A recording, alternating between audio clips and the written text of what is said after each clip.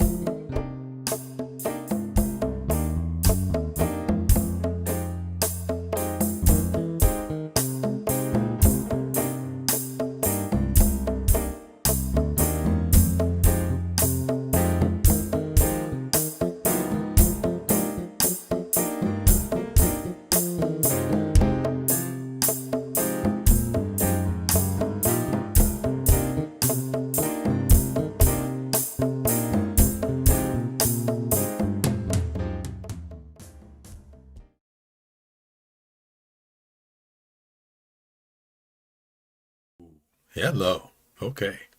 I had the volume down. Yeah, so welcome to Garvey's Ghost TV, January 26, 2022. And the topic today is, I guess, what should be done? So I'm not going to be showing COVID charts or going through the news today, except for one item. What I'm going to talk about, what I think legislators need to do, and people who are running for office. Since it's January, so this is an election year.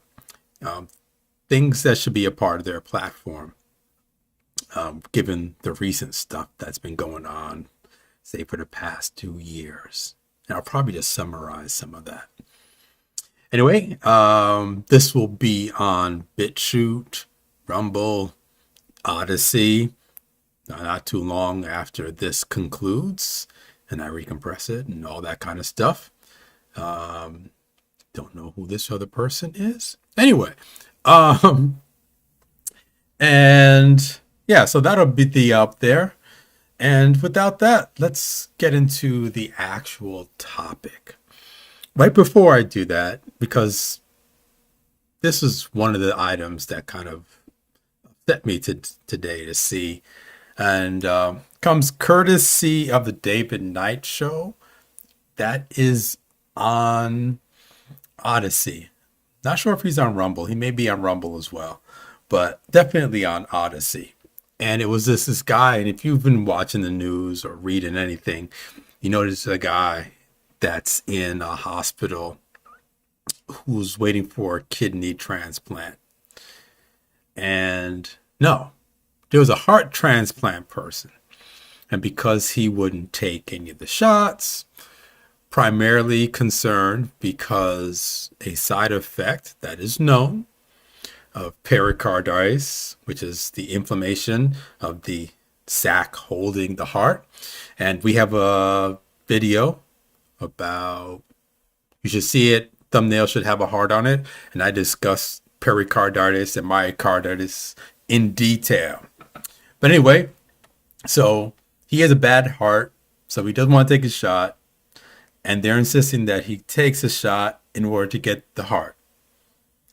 And that's, so they taking him off the list.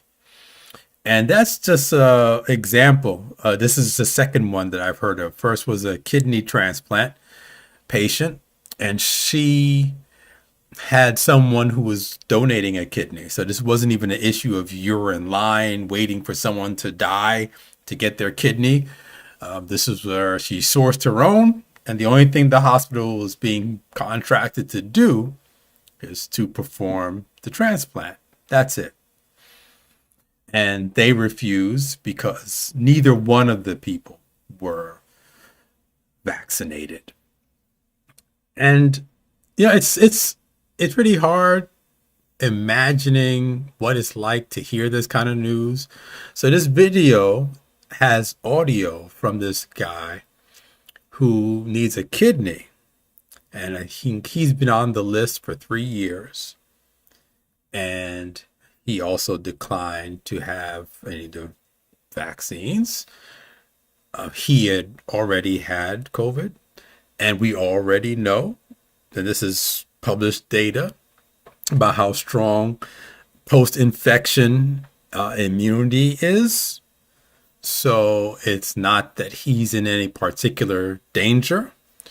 We also know from published data and the statements made by the CEO of Pfizer that two are not very effective, and that in terms of Omicron, there is essentially zero effectiveness. The Pfizer CEO said this. I'm repeating myself on purpose. We show the data where the confidence intervals dropped to zero. And there was about, I think, for 9 to 12 weeks out. Now, we also know there is data that between the first and second shots, you're actually more likely to get infected. And I won't go into the causal factors of that because I don't have the documentation here with me to post. So I don't want to have problems. So I'm not going to discuss that anymore. But given there are rational reasons why someone would decline. But the whole idea that there are these hospitals that would basically end someone's life. I mean, their argument is that the person is more likely to live if they took one of the jabs, if they had the operation. So they're having the operation. People who've had the jabs have a higher survival rate. That's their claim. I haven't seen the data, so I can't say whether they're correct or not. And I also don't know if they take into account any confounding issues, like, is this person obese? Do they have other metabolic issues? Because we know those things have a great impact on case severity. So that's their claim. And the counterclaim is, well, they will die from the failing organ, or they will die from COVID, supposedly. But in one scenario, the chance of survival is greater than the scenario where they don't get the organ, right? Because if you don't get the organ, you die. Or you have, at a minimum, dialysis for the rest of your life. And how long is the rest of your life if you're depending on dialysis? So, and then we look at the heart person. Their heart will eventually stop working.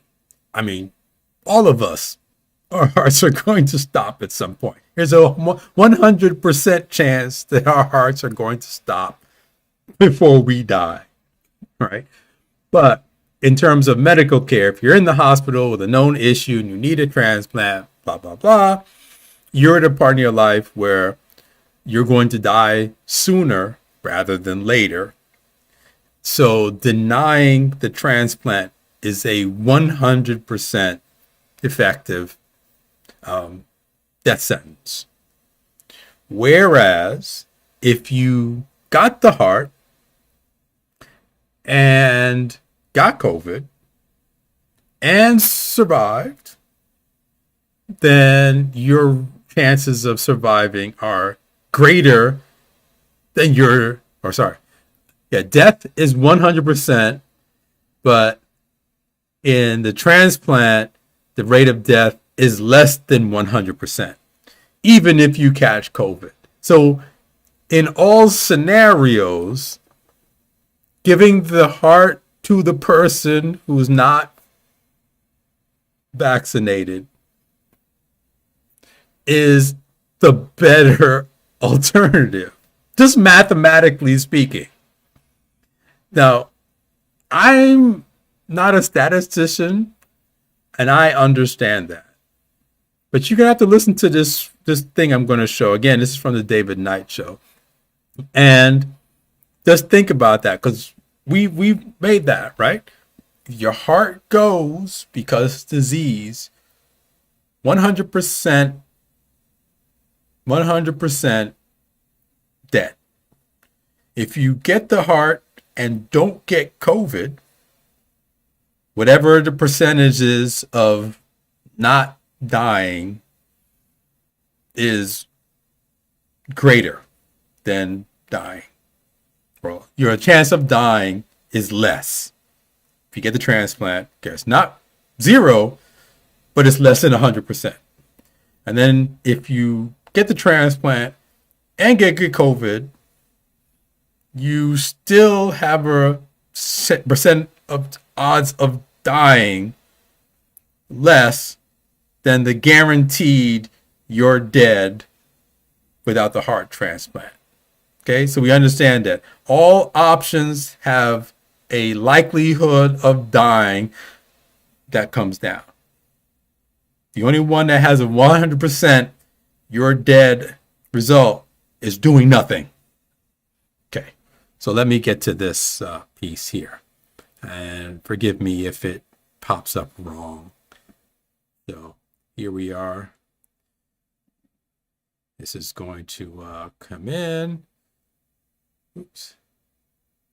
Our policy Here is in order to have people active on the transplant list and get a transplant, you need to be fully vaccinated. So you don't want to move forward. I'd rather die of kidney failure than get it. Okay.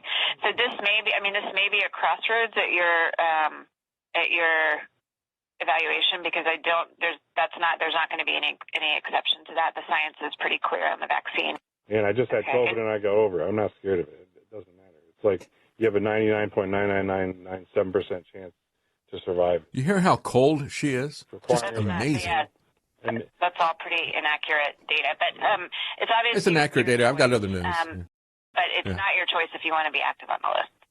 Not your choice. Yeah. She summed it up at the end.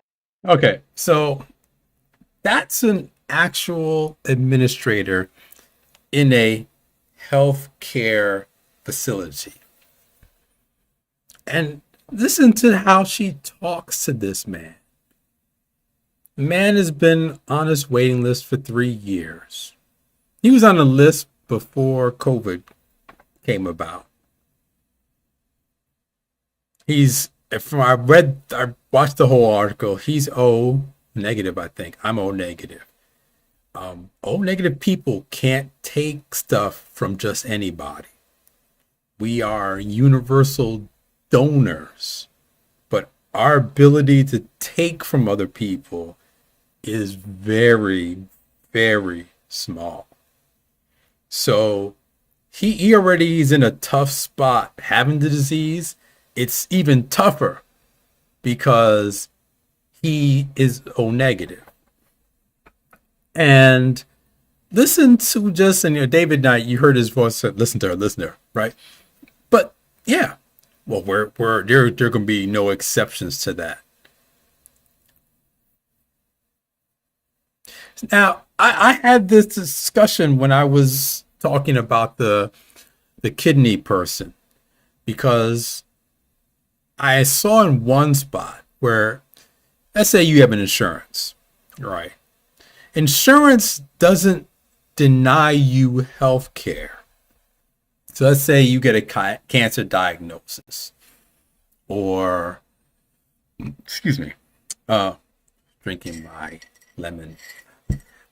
Right. So imagine you have cancer and there's a treatment you want to get, and the insurance company says, nah, that's all right. We're not paying for that.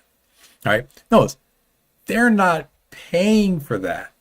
You could show up to the hospital like the Amish. The Amish don't have health insurance. Say what the Amish do. I know this I'm going around, but this is going to be a conversation kind of thing.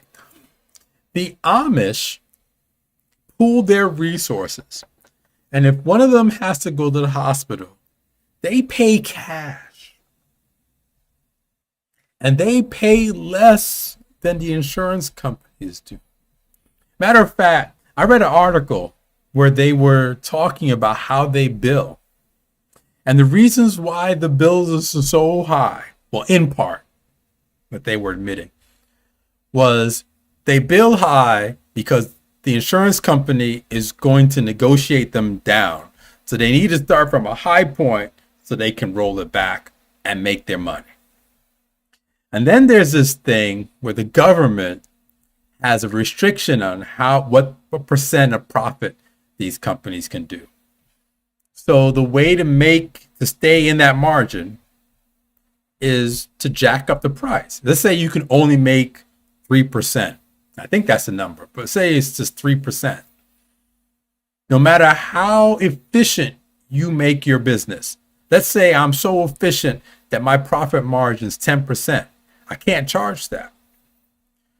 So I look at what I would have made 10% and I jack my prices up. So 3% equals that 10% that I wanted in numbers, right? So I don't get the percentage, but I get the numbers. Okay, so they do that because that's what they want. Now, the Amish, going back to the Amish show up at the hospitals like, yo, what's the cash option? Like, we got a bag right here. How much does it cost for the appendectomy? Or whatever it is they got to do. The cast, the foot cast. Well, I think they do that themselves. But whatever it is they have to do, they show up with cash. They pay less and they're done. Right? So they don't get denied unless they can't afford it. If they can't afford it, it doesn't get done. We'll see the brother on the other side of the pearly gates. Okay? But going back to the insurance thing, the insurance company is just saying, hey, we aren't going to pay for it.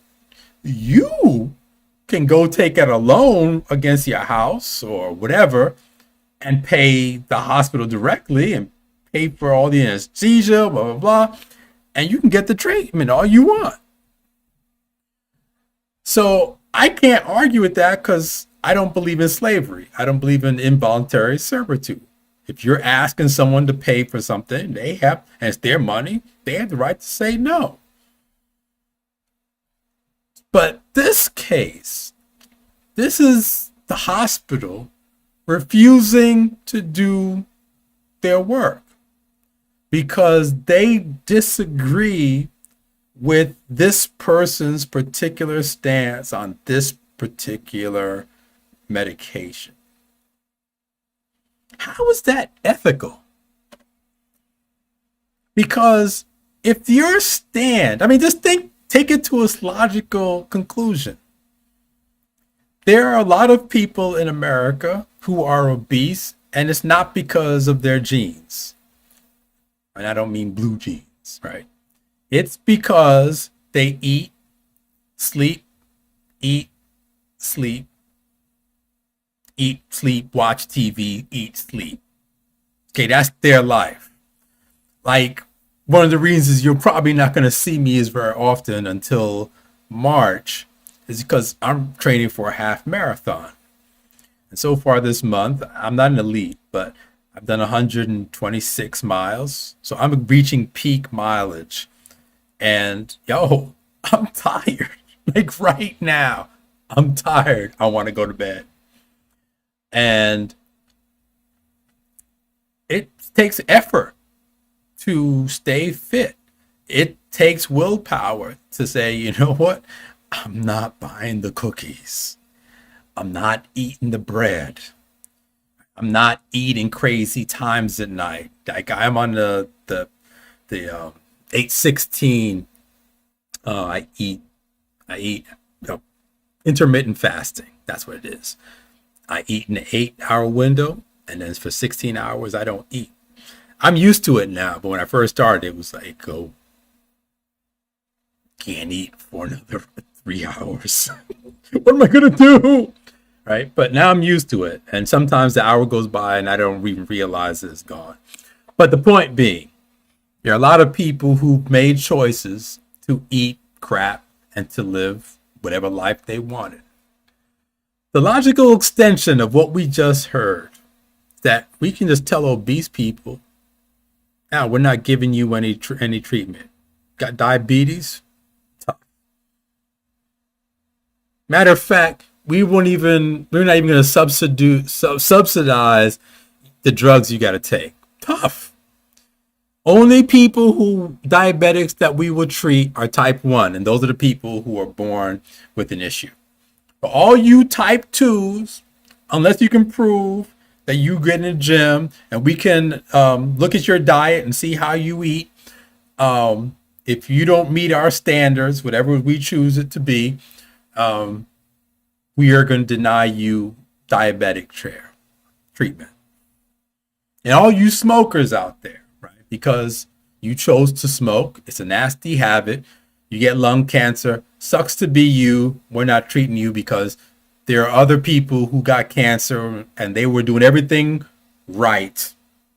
And therefore, we're going to reserve our scarce resources to them. Oh, you were speeding at the time you had the accident. Well, since you were speeding and breaking the law, we're not gonna treat you because obviously we should save our resources for people who do what we say. Yeah, those are the logical conclusions of this kind of thinking. And her claims about, well, the science is, if you followed the blog, for the writing or the videos, I've shown the science. The Pfizer CEO told the science. The head of the CDC told the science. Israel's right now on their 4th shot and has the highest case rate currently in the world. Yeah, I don't want to make this political. And it's sad. And it goes back to the real source in the naming of this particular broadcast is, this stuff that we've got to get done. Stuff that I want to hear from candidates, and I think what needs to be done in legislatures, and this is not just on the federal level, needs to be done on the state level. And number one are these health emergency laws. I think across the country on the state levels, we need to have representatives look really hard at the emergency laws and clearly define what can and cannot be done. See, because the mistake I made when this happened is I thought there were red lines that all of us kind of understood. Maybe it was all that my body, my choice thing that was going around. Yeah, you wouldn't make somebody take a what? Surprise, right? So we need to really look at. I'll give an example of New Jersey. So Governor Murphy makes his executive state of emergency, and let me clarify. I'm not against state of emergencies. We're expecting about a foot of snow, maybe 2. And I can see a municipality, a state saying, hey, we have a state of emergency and it's coming in Saturday. So from Saturday morning to Saturday night, it's a state of emergency. Everybody has to stay home, right? I can understand that. You have a defined problem. No, you need to get the plows out, and having people on the road with the plows is disruptive. You can't finish plowing with cars on the road, right? There's a good reason.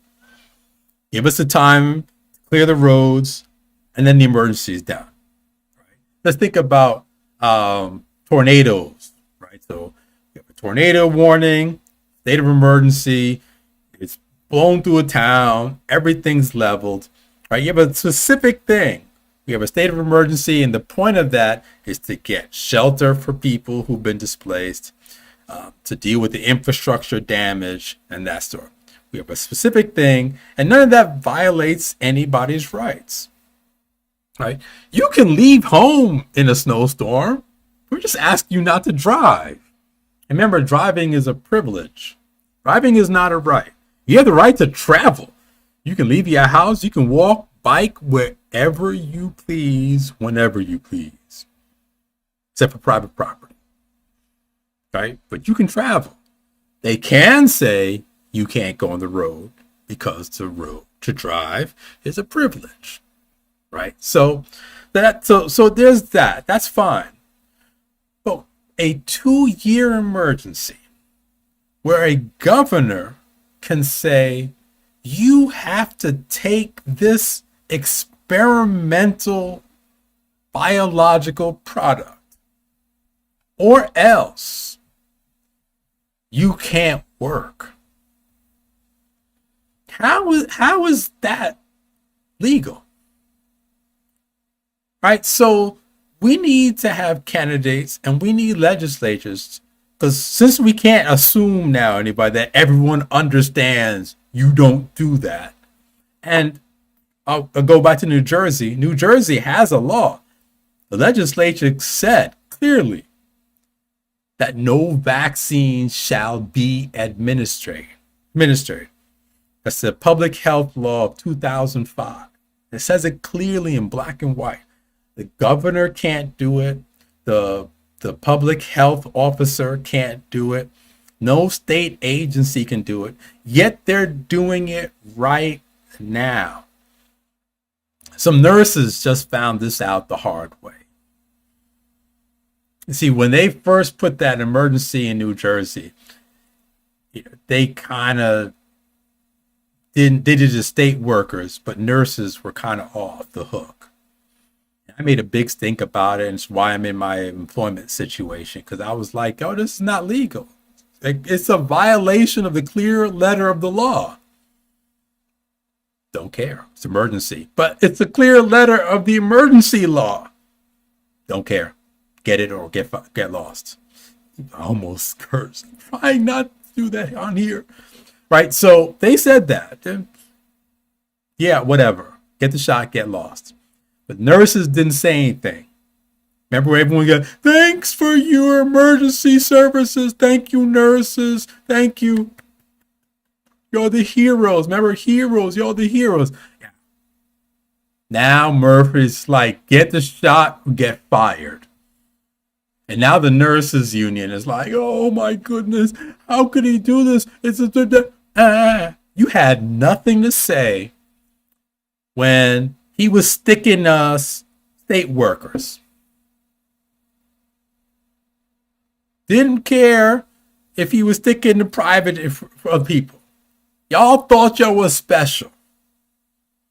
And your union, even though you knew this is what Murphy was about, backed him anyway. He got a second term. He's like, get your shot or get out. And now they want support and they want public support. I got nothing to say to y'all now.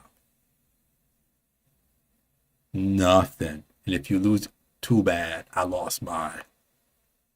And you had nothing to say. Matter of fact, it was nurses at my job that made this recommendation. How many nurses, as a part of institutions, made recommendations that cost people their job and whose decisions are now costing other nurses their jobs? You take a good look in the mirror. But going back to the legislature needs to go and do their job. Murphy is going contrary to the Public Law 2005. Not only that, the Americans with Disabilities Act has a specific statement. And if you look at a lot of the lawsuits that are out there, the ones that went against the OSHA, they mention this in there. Americans with Disabilities Act says that no employer can ask their employee about a perceived or actual disability that affects the major bodily function. Not only that, potential employees. So if you're hiring, you can't ask a potential employee, hey, do you have any disabilities? Unless there is a business reason.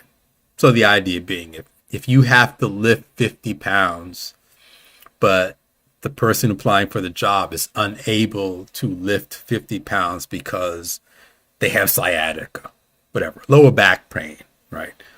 Then there's a business reason to say, hey, do you have a disability? But in this case, and this is a problem with why if you're applying for a job and they ask you about disability and you say none, here's a problem. Because covered under major bodily functions is functions of the immune system. And so when they're asking that you disclose your vaccination status, they are making an inquiry about the status of your immune system under the assumption that if you are not vaccinated, that you have a compromised immune system, aka a disability. And so that is a direct violation of the Americans with Disabilities Act. How come, out of all of the lawsuits I've seen, oh, and the fines start at $5,000 for every violation, starts at $5,000. How come none of these companies or state agencies or states have been held accountable for blatant letter of the law violations of the Americans with Disabilities Act? So again, this is something that needs to be looked at. We need candidates running who will enforce this, right? And I'm not even getting to 2024 yet. I'm just talking about legislature kind of stuff. So these people going to Congress, and whatever states are having their legislature up, maybe the governorships. I'd even talk to Youngkin in Virginia, who seems to understand these things. And she got a yard as lieutenant governor. And he seems to have a district attorney, or AG, they call it. But anyway, Attorney General, whatever they call it, who seems to have some balls because he fired a whole division over there. And they need to get to that and say, hey, this is the law. You can't ask these questions. Because every company that I know of who has made this demand has put it in writing. So they can't say, we didn't ask. They can't say that because the emails went out blast to everybody. And it's on their website. So just collect the website. Boom. Taking you to court. Fine start at $5,000. And every time you asked, you get a fine. And just start racking them up. Because the reason why, or part of the reason why these things are still happening, is because there have been no financial impacts on the companies and the individuals themselves. And I'm talking about blatant letter of the law violations. So let's assume that Republicans take over the House and Senate in 2022. And I'm not pointing this at Republicans or Democrats. I really don't care. There are insane people on both sides of the aisle. I'm disappointed when all of them, with the possible exception of Rand Paul, the possible exception. He's probably been the most hardcore that I've seen. But they need to get serious. Like, they saw what the Democrats did to Trump. Like, Trump almost got impeached over a leaked phone call where he asked about Biden. And then Biden, we have YouTube videos of Biden saying that he bribed the Ukrainians in order to get what they want, or get what he wanted for his son. Right? This video, how he got elected after that video came out, I was like, oh, okay, y'all just don't care. But anyway, so the next legislature, if they took it off, Fauci needs to be criminal. There needs to be a criminal referral to Fauci for the lying that he did. We know full out that he lied. And then we need Nuremberg 2.0. I think that's what I've seen people say. Nuremberg 2.0. Everybody who lied, everybody who passed a rule, the OSHA people on down, Biden. I can know a lot of people don't want to put Biden out because they're afraid of Kamala. They think she's going to be even worse, which is entirely possible. The issue is you need to send the message that this will not go unpunished. Heads need to roll. Heads need to roll. And if there's not a law that you can actually cut the head off, you pass the law. And anyone who breaks it the next time, because you can't pass a law and then go back and say, well, you broke the law that we just passed. You can't do that. That's not legal. That's not moral. But we're going to make sure that you can't do this again. And then goes back to my suggestion about the legislature. They need to get to this emergency power thing. They need to get to this. OSHA does not, let's just make it clear, OSHA does not have authority to regulate any virus that exists outside of the workplace. If it's outside, OSHA has no authority. They need to pass that state. Because again, we assume that given the letter of the law, and Supreme Court brought that up. But let's get it on the books. And the reason why you want to put it on the books, because if they want to reverse it, they got to go on the record to reverse it. And they got to make a public spectacle, if you say, of how they're going to reverse it. So that's important because you get them on the record. Let them make the public statement that can be under scrutiny. Right now, they can act like that woman. Well, the science says, the science says, the science says. No, the data is. Science is a process, and you evaluate data. So when I see people in the hospital, this woman saying, "Oh, well, the science says that's not true." Even the science say, "Did you look at worldometers? There's data." But going back to that, they need to get to these emergencies laws, state by state. No, you cannot demand vaccines of any kind on anybody. Period. Just like a standalone, one paragraph. You cannot do this.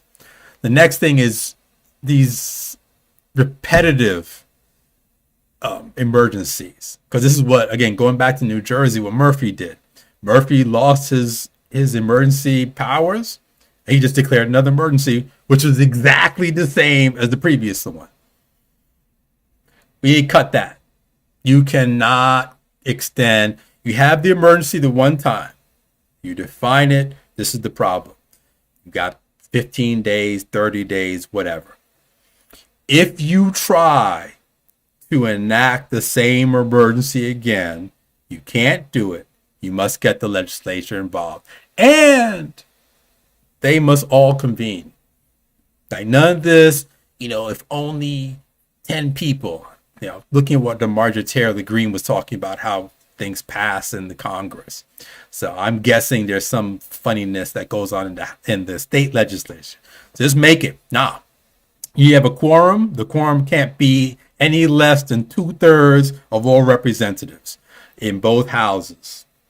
Right? And unless you can get 2/3 in there to vote and then get 2/3, you need a super majority to pass any more emergency. If it's the same, if it looks the same, if it mentions the same thing, can't do it. The next emergency has to be something else entirely. So, for example, so let's say someone dropped a biological agent into a building, right? That's fine because it's a defined location, affects a defined set of people, and once you decontaminate them, they might need to be isolated because they're infected with something, and you get perfect example. So I'm making a hypothetical. The monkeys that fell off the truck. So if you watch the news, some monkeys fell off a truck somewhere, and then a lady who was being a good Samaritan got sick. And I don't know what she got sick with, but those monkeys were headed to a lab. And they experiment on monkeys. And if you saw that movie Outbreak, yeah. So there's a situation where emergency powers make sense, right? You have a potentially disease-carrying monkey. You have a person who is contacted, so all of her contacts need to be contacted. You might have to quarantine the person, boom, boom, boom, right? This is not a normal situation. But if the emergency is some virus that's airborne, that's everywhere, is not a state of emergency. Can't do it. And this needs to be written right into these laws. You can't do this, you can't do that, period. No repeats. After this this particular emergency is done, the full legislature has to be involved before any more. So we need to have candidates that are on that. And if you're politically active and your candidate comes to your church or your civic organization, your union hall, you need to say, hey, what's your position on emergencies that last 2 years?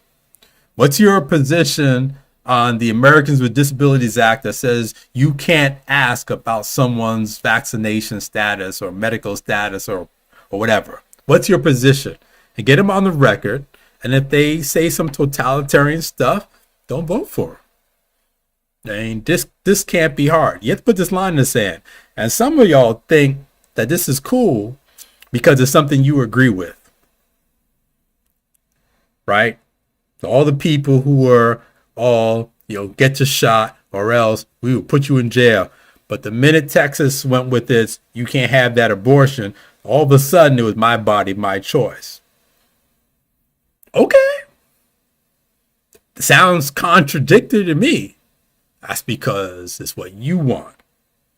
See, I've always been this case of would I want what I'm asking for to be in the hands of people that would do me harm? And if the answer is no, then I don't take it for myself. Because at some point, those people will get power. It's just how stuff works. Pendulum swings left to right, whatever. That whole thing. So that happens. So we need people to do that. And we need to get these emergency powers either axed, which I'm not advocating for, but if they can't compromise, axe them. I see there's a movement to ban OSHA. I think that's a bad idea. I'll give an example. I work when I was at my job. They would frequently have, so under the building, the parking lot.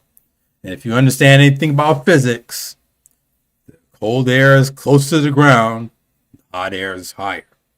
So, and it's cold, 10 degrees, 5 degrees, the air under the building would be very cold, and my office was right over this garage. So the floors would be freezing. Worst things was on Monday mornings, it'd be the coldest. Well, I looked up the rules, and according to the rules, building was supposed to be 68 degrees. And I get in there and it's 60. Now, there's an exception in the rule that if the temperatures are below, I think it was 15 degrees Fahrenheit, the building can go down to 65, maybe 62. But we were below that. So I would just cite that. I was like, it's below 65. I'll just use that example. It's below 65. This is a violation of OSHA rules. I'm going home. And no one could say anything to me because that's the rules and they knew it. And honestly, it's not healthy for you to sit in a room for hours and hours in that cold. I mean, unless you're really bundled up. That's just not comfortable. But it's against the law. And had they tried to make me work there, all I have to do was call OSHA. They send someone down there. They put a thermometer in the middle of the room. And if that joint don't reach 65, everybody goes home. So what's your choice? You want me to go home? You want everybody to go home, and you get fined. No one wants to fine, and no one wants everybody going home. So, see ya, I was home.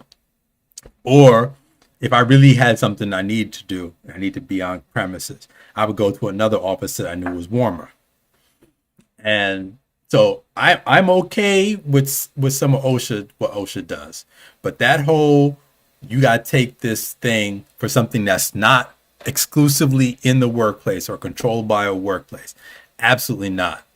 And this is, I warned you. There's a video I discussed the Supreme Court's OSHA decision. And I said, don't be too happy because they didn't actually act. Well, they stopped it, but what they did is they put it back to the lower court. And OSHA had the option of refiling. Now, OSHA's recently said they're not going to refile, but they're leaving that rule in their registry per some long law that I saw. And that's what I was warning you about. So they're going to put it there. And what Democrats are hoping to do, I'll tell you what part of their long game is they're going to do we gave you masks and we gave you tests. Now, this is a sort of coronaviruses are seasonal. So we're going to start seeing cases drop off, probably start in February, if not already. And they're going to start going all down. So by the time March hits, it's not going to be very high. And then it's going to keep going down to the summer. Now, I don't know if there's new variants. I won't get into that. But it's a seasonal virus. Days are already getting longer. Those of you paying attention, I noticed the sun is setting after 5 o'clock now. So you gained half an hour of extra light. So this is going to happen. And Democrats are going to say, see, because we sent those masks out and we got the tests out and see, it was effective. We're effective. Vote for us. And Americans have very short memories. So what they're going to do, a lot of them are going to join the people who are the true believers and say, yeah, go Joe Biden. Thank you, Democrats. Check the box. And that's what they're hoping. They're going to try and lay low with as much of this stuff as possible to get you into November. And then the dumb stuff will start again. That's how I see it as if they get what they want. And the example for that is California and in Canada. In Canada, someplace in Canada, just wild. Right, real quick, shout out to the truckers going to I think it's Ottawa. I understand there's like 1.5 million of them, and they're planning to go to that city, park, and not move. They have my 100% support. And I'm just going to say, if you're in Canada, you better stock up because I have a feeling stuff ain't going to get delivered for a while, which is the plan. And it better do. And it's sad we don't have that kind of stuff here in you so-called home of the brave and land of the free, home of the brave. If we had land of the free, home of the brave, there would be no deliveries to Washington, D.C. No packages, nothing. We don't deliver to D.C. until they get rid of this nonsense. And every state, New Jersey, I live here, so I would say, we just not delivering. Yeah, when Murphy drops his mandate, we'll start delivering food again. And I'm going to tell you, when those shelves go bare, governor's going to listen. Trust me, because a lot of people in the Northeast, if you're in New York City, North New Jersey, there ain't no farms. You ain't going out and shooting a deer for food. And you have no guns. Not legally anyway. Right? So in New York, you can't shoot game unless you got a bow and arrow and hope you can get a big rat or one of those pigeons. Yeah, y'all will starve. If truckers did what they're doing in Canada. But anyway, I got distracted. So just say, they should just do that, and I'm up for them in Canada. I hope they do their thing, and I hope it's successful. A lot of protests around the world, but that's what they're trying to do. Going back to the Democrats' plan, and assuming they fail at that, and the Republicans, and unfortunately it has to be Republicans. It's the kind of party system we have. So if they flip it, that they got to go hard and to start knocking out. And Fauci needs to be arrested and tried. I mean, they need to do what they did to Roger Stone, like to send the FBI 8 o'clock, notify all the media, and bring him out. And he's not getting that coat over the arms treatment. He needs to be up there. Click, click, click. Fauci, that's what he needs, because he lied to Congress. We already know that. Evidence is there. He lied. So you get him just like you get anybody else who lied to Congress. And he could have pled the fifth, sir. Just like Alex Jones just did 100 times. I plead the fifth. He could have did that. Nah, he ran his mouth and lied. Criminal referral. And just start going down the chain.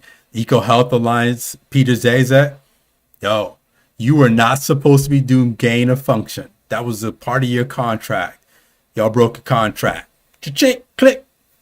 Oh, you want to take down brothers on the corner? You want to take down people for petty stuff? Let's go. Equal justice. Click, click. Put them in the clink. Let's go.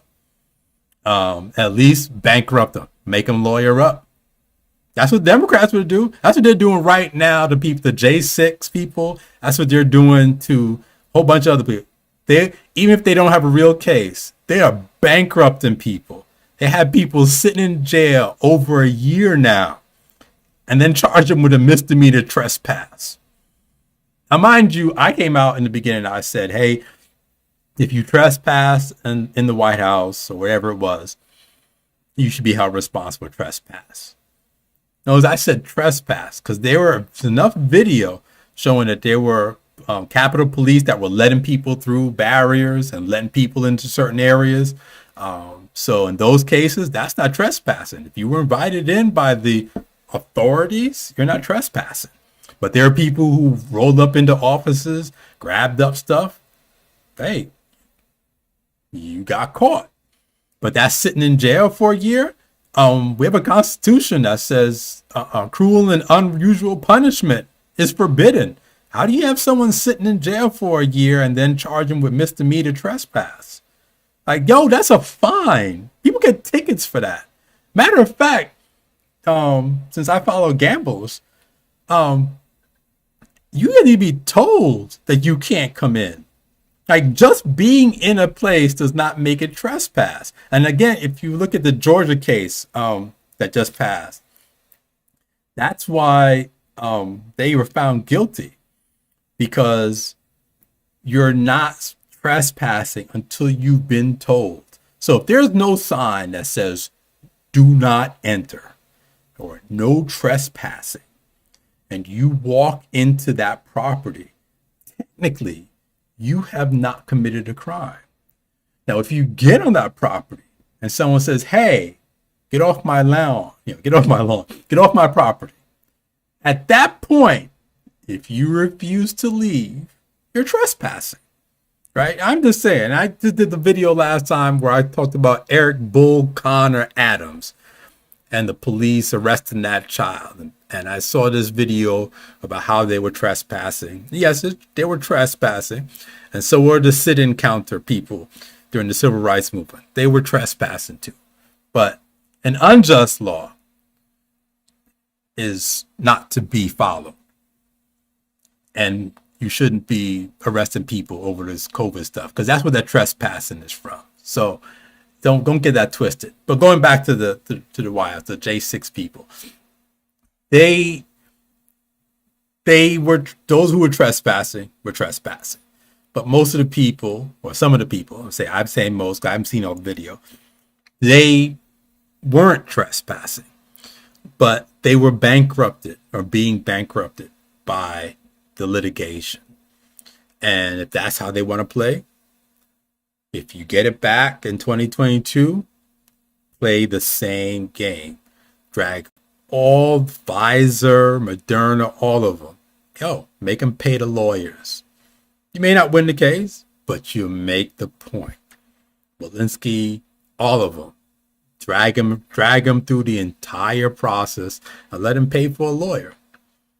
And if that's as much as you get, that's what you get. But there's got to be actual consequences for these folks, the people who lied, the companies that kick people off.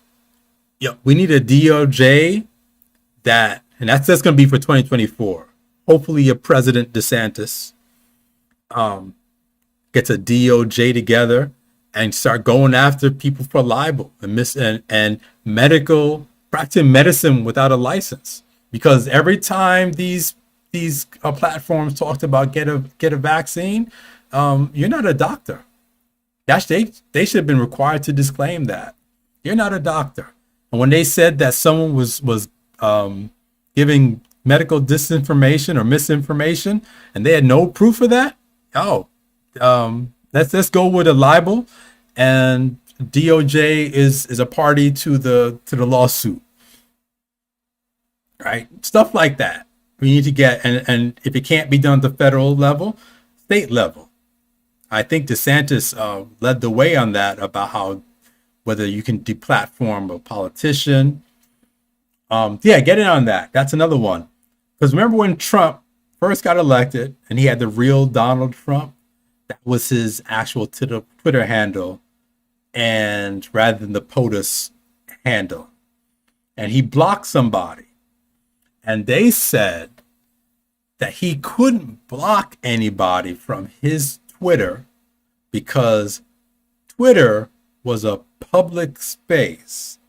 And citizens have the right to talk to or talk at or have access to public politicians, including the president. And then what happened? After the election and the J6 stuff, they booted him off. Wait a minute. I thought a judge said that Twitter was a public space. So based on that, the president at the time being deplatformed was a violation of law. Right? And if you have all of these Congress people asking for a private company to abridge the First Amendment rights of citizens, those people should be charged. Let's do a criminal referral for violation of the civil rights of any and every citizen subject to such a claim, right? Because your right to speak is also a right to hear speech. So they're not only saying you can't talk, they're saying to the people who could be listening, you can't listen. Now, and the law is clear on that. Again, I'm getting back to this plain letter of law. they don't have the right to interfere with your First Amendment rights. And they can't get a third party or private party to do it for them. That is against the law, letter of the law. So if they're doing that, then they need to be referred, whether criminal or civil penalties, and you have to make them pay. They should not get away with that. And none of this forgive and forget, gentleman's agreement, blah, blah, blah. No. Too many people have suffered. So the plan going forward, candidates, legislators, get about the business of these emergency rules. Any emergency law in your state, that needs to be number one. Never again should any governor have the right to declare that a citizen must take. The governor is not a medical doctor.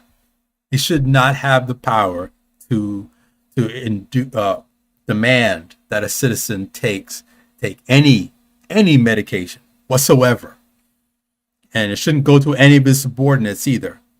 And we need that on a national scale as well. And where if it doesn't already exist, you need to enforce it. And this is the way forward right now. This is the way. Get where that's from. So this is enough of me rambling for the hour. I actually didn't think I'd go for an hour, and this is the first time I haven't done other people's news except for that video clip in the beginning. If you came late, go back about 45 minutes and you'll see the video clip I was talking about. And hopefully I'll see you. You may not. I know I've done broadcasts on Sundays. That's usually when I skip the ones on Friday. I will likely not be on Friday because I'll be preparing for the storm. So Saturday will probably also be off the table. So you'll see me at some time. Until then, ting and ting and ting. How y'all doing out there tonight? This is our story.